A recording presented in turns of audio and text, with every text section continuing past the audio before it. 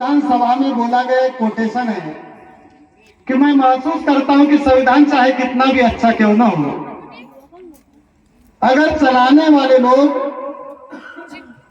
खराब साबित हुए तो अच्छा संविधान भी खराब हो जाएगा और चलाने वाले जो लोग हैं अच्छे रहे तो बुरा संविधान भी अच्छा साबित हो सकता है।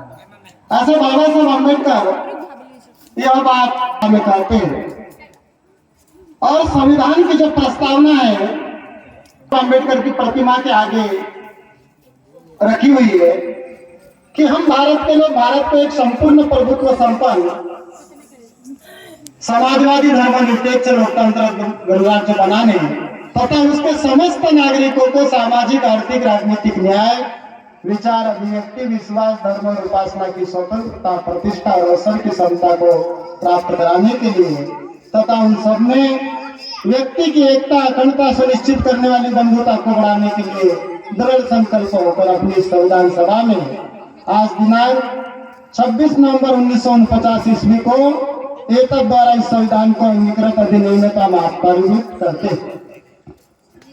ऐसा कहना मात्रा थोड़ा सा अलग हो सकता है। संक्षेप में हम भारत के लोग भारत को एक समता स्वतंत्रता बंधुत्व और न्याय के आधार पर नए राष्ट्र और नए समाज का निर्माण करना चाहते हैं। संविधान को किन लोगों ने अडॉप्ट किया है तो भारत के लोगों ने अडॉप्ट किया है, भारत के लोगों ने आत्मार्पित किया है। बाबा साहब अम्बेडकर कहते हैं कि अगर संविधान जीवित है तो मैं जीवित हूं और संविधान अगर सेट साइट अगर कर दिया गया, बाजू में कर दिया गया और संविधान पर अगर ना अमल हुआ तो मैं जिंदा नहीं रहूंगा। आज देखते हैं कि जो भारतीय संविधान है, भारतीय संविधान जो लागू हुआ 26 जनवरी 1950 को और बाबा साहब अम्बेडकर ने बड़ा ही विसंगतिपूर्ण भाषण दिया कि आज हम 26 जनवरी 1950 को बड़े ही विसंगतिपूर्ण जीवन में प्रवेश करने जा रहे हैं। राजनीति में समानता होगी परंतु सामाजिक और आर्थिक रूप से गैर बराबरी के हम शिकार होंगे।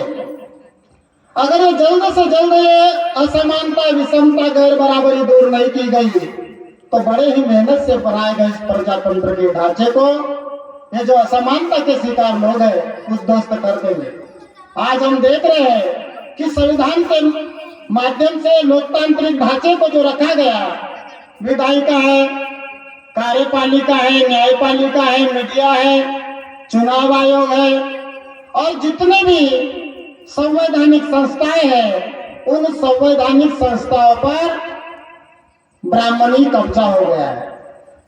संविधान लागू हुआ परंतु संविधान को पालन नहीं किया गया, एक भी पालन नहीं किया गया। पुनः भारत में जो पूर्व की जो मनुस्मृति है जिसको बाबा साहब अम्बेडकर ने 25 दिसंबर 1927 को जलाया और राष्ट्रपिता ज्योतिराव फुले ने अपने ग्रंथ में लिखा कि मांग महारा निंदा ठावी नाही वैभव जाड़ा मनु ग्रंथ अग्निमध्ये और बाबा साहब ने जलाया। ये मनुस्मृति क्यों जलाई गई?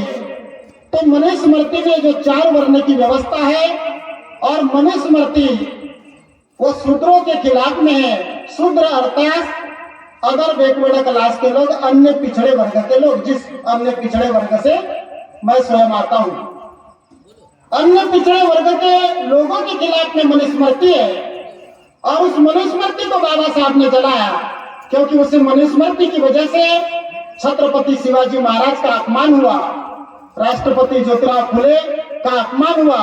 उस मनुस्मृति को जलाने का काम बाबा साहब ने किया और 26 जनवरी 1950 को भारतीय संविधान लागू तो हुआ परंतु पालन नहीं हुआ। आज भी संविधान को बाजू करके जो गैर संवैधानिक ऐसे कानून सौंपे जा रहे हैं, जिन कानूनों की वजह से एक मणिपुर की घटना आप सब लोग जानते हैं, किसानों हजारों किसानों को शहीद होना पड़ा, महिलाओं को शहीद होना पड़ा, विद्यार्थियों के साथ बहुत ही बड़ी दुर्गति है। इतिहास गौरवशाली है और उस गौरवशाली इतिहास को अगर एक लाइन में कहा जाए तो जब दुनिया में आंगनवाड़ी नहीं थी तब भारत में विश्वविद्यालय हुआ करते थे और आज दुनिया के 300 विश्वविद्यालयों में भारत के एक भी विश्वविद्यालय का नंबर नहीं लगता। ये जो इतिहास हमारे सामने आज सड़क पर आ चुका है और संविधान जब बचेगा तो बाबा साहब बचेंगे और संविधान कब बचेगा तो बाबा साहब आम्बेडकर ने एक अधिकार दिया, वोट का अधिकार। और बाबा साहब आम्बेडकर कहते हैं कि जो वोट का जो अधिकार है ये शासक चुनने का और शासक बनने का अधिकार है। इसी अधिकार की वजह से हम संविधान की रक्षा कर सकते हैं, लेकिन हमारा वोट का अधिकार एक बार पहले पुनः के माध्यम से निष्प्रभावी हुआ और आज ये जो इलेक्ट्रॉनिक वोटिंग मशीन है जिसको ईवीएम इलेक्ट्रॉनिक वोटिंग मशीन, जिसमें E for education, V for vote, M for money, ये जो ईवीएम के माध्यम से हमारा वोट का अधिकार समाप्त कर दिया गया, शिक्षा का अधिकार समाप्त कर दिया गया, संपत्ति का अधिकार समाप्त कर दिया गया। सारी संपत्ति 5 ऐसे पूंजीपतियों के पास में है कि वो भारत को भी खरीद सकते हैं। आप जानते हैं अभी अंबानी को भी अदानी ने पीछे कर दिया। एक समय था जब सबसे पहला जो उद्योगपति है टाटा, जब टाटा की औकात 20-25 हजार की नहीं थी तब ज्योतिराव फुले का सालाना टर्नओवर लाखों का था। 1,16,000 सालाना टर्नओवर था। 200 एकड़ जमीन पर उनकी जोत थी। पुणे के आसपास 18 से 20 स्कूल खोले। हमारे कुल के उनको भी आज उनके खिलाफ में जो ये विदेशी जो लोग हैं वो बहुत सारा धन इकट्ठा कर चुके हैं और ये सारा ईवीएम के माध्यम से ऐसा खतरनाक षड्यंत्र भारत में हुआ है। तो बाबा साहब अम्बेडकर ने पहले संविधान लिखा, संविधान के माध्यम से अधिकार दिया और बाद में दिव्य धम्म, इसमें धम्म है और ये धम्म दिव्य विहार है।